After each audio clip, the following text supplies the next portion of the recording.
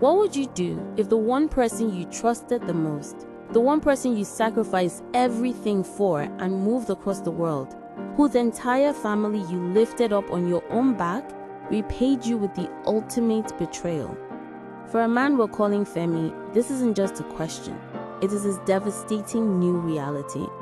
Welcome to Anonymous Diaries. I'm your host, Evelyn. Tonight we're sharing Femi's story about trust, a shocking discovery, and a question that now challenges everything he thought was real. As always, this story has been recreated to protect the privacy of the real individual involved. Before we listen to our narrator, kindly like the video and click the subscribe button to encourage us to keep posting. Thank you. Now, let's hear Femi. My name is Femi. When I was younger, living in Lagos, I had a big dream. The dream was to make it to the UK, build a good life, and create a foundation for my family. But when I said family, the first person in my mind was always Sade, my wife. She was my world. Everything I did, every extra hour I worked, every naira I saved was so I could get us out together. It took years of hard work, but I did it. I got my visa, relocated, and found a decent job. I was living in a small room, eating cheap noodles, and sending most of my money back home.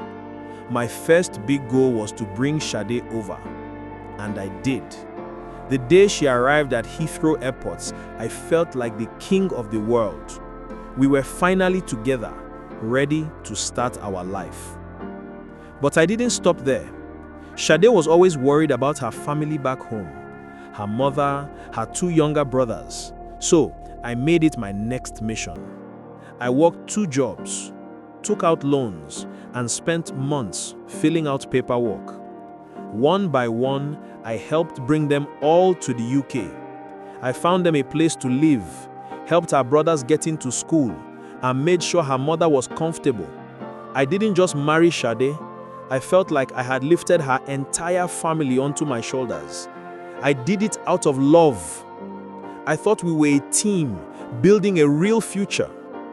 For a few years, things were good. We had our son, Toby, and he became the center of my universe. I was providing for everyone, working hard, but I was happy. I trusted Sade completely. It never ever crossed my mind to doubt her. Why would it? I had given her everything. Then, about 6 months ago, my world started to fall apart. I started feeling unwell, a burning sensation, discomfort. I was worried, so I went to a clinic to get checked out. I sat in the doctor's office, expecting him to tell me I had a simple infection. Instead, he looked at me with a serious face and told me the test results. I had gonorrhea. I just stared at him. The word echoed in the small, quiet room. Gonorrhea. I knew what that was. I also knew it was impossible. I have never, not once in my life, been with another woman since I met Sade. My mind was racing, trying to make sense of it. The doctor explained that it's a sexually transmitted disease. There was only one way I could have gotten it. The drive home was silent. I couldn't even feel the steering wheel in my hands. I was completely numb. When I walked into the house, Sade was in the kitchen cooking. She smiled at me. I looked at the woman I had built my life for, and I felt nothing but a cold, empty pit in my stomach. I didn't shout. I just asked her, Sade, I need you to tell me the truth. Are you sleeping with someone else? She looked shocked, offended even. What kind of question is that, Femi? Of course not. How can you ask me that? My voice was flat. I have an STD. The doctor just confirmed it. And it didn't come from me. Panic flashed in her eyes. Then came the lie. It was the most ridiculous, insulting lie I had ever heard. She told me she must have gotten it from a public toilet. She swore on her mother's life. A part of me, a small, stupid part, wanted to believe her because the alternative was too painful. But I knew.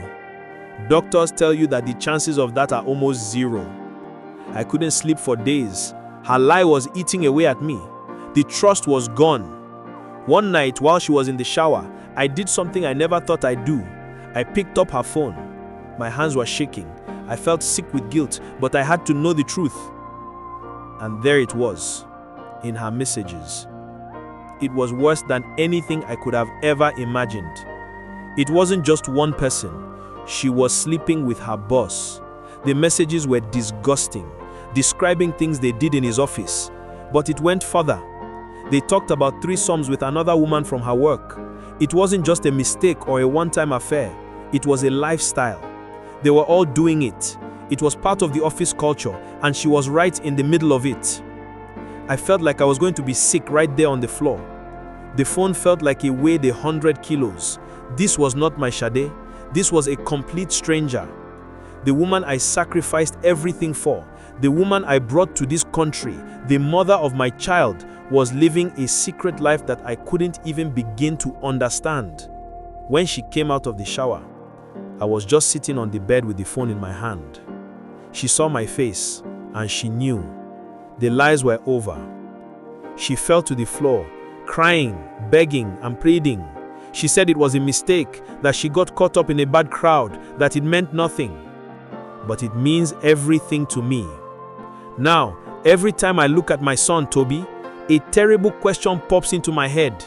Is he even mine? I look for my features in his face, desperate for a sign. Her betrayal didn't just break my heart. It has made me question my own reality, my own fatherhood. She's still here, crying every day, saying she'll do anything to fix it. Her family is still here, living in the house I helped provide, looking at me with sad eyes, and I just feel stupid. I feel like the biggest fool in the world. After everything I did, I was the one who was played. So I need to know, what do I do? She says everyone deserves forgiveness and a second chance. But how do you forgive this? How do you ever trust again? Or is this my sign to walk away for good, even if it means breaking everything apart? Please, help me. Thank you for having the courage to share that with us. It is truly a devastating situation. To have your love, your trust, and your whole life sacrifice thrown back in your face like that is something no one should ever have to experience. This goes far beyond just cheating. It's a complete disregard for the life you built together and for your health. Femi's facing an impossible choice. The trust is not just broken, it's been completely destroyed. So I'm putting this to you, our community. What do you advise Femi to do? Is forgiveness even on the table here? Especially when he's now forced to question his son's paternity? Or is walking away the only true path to healing? Head over to the comment section and give him your honest, constructive advice. He needs to hear from you. Join us again next time on Anonymous Diaries.